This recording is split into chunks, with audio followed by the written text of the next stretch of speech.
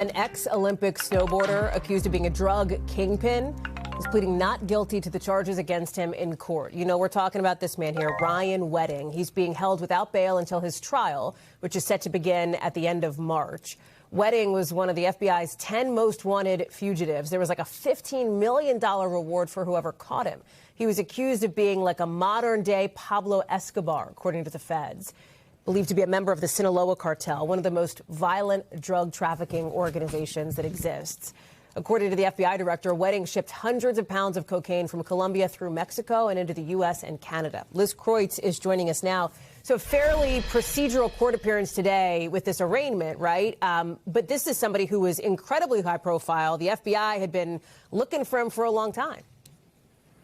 Yeah, Holly, and our colleague Madeline Morrison was inside that courtroom, and she says that he was just noticeably tall, and his presence is very, notable as he walked into that courtroom. And she said he didn't even look particularly nervous, that he was smirking at times. She says he was wearing a prison jumpsuit. He was shackled around the ankles. He was not wearing handcuffs. And of course, we don't have cameras because this was federal court. And he did tell the judge that he was aware of the 2 indictments against him. He waived his right for those indictments to be read in court. And he did enter a plea today. For both of those indictments, he said not guilty, and then again, not guilty. And what also is very notable is that his attorney, who described him as being in good spirits and doing well and doing great, he also said that unlike what authorities have been telling us, that Ryan Wedding did not actually turn himself in. He told reporters that he was apprehended by authorities in Mexico City last week.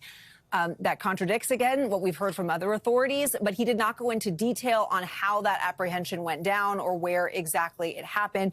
So that remains to be figured out in more detail as well. But we do know this is happening in Southern California because authorities say that this is the area where he used as his hub, basically his U.S. headquarters, where he would take the drugs from Colombia through Mexico to Southern California and then distribute them throughout the U.S. and into Canada. And we know that he now is going to have another court appearance next month before a trial beginning in March.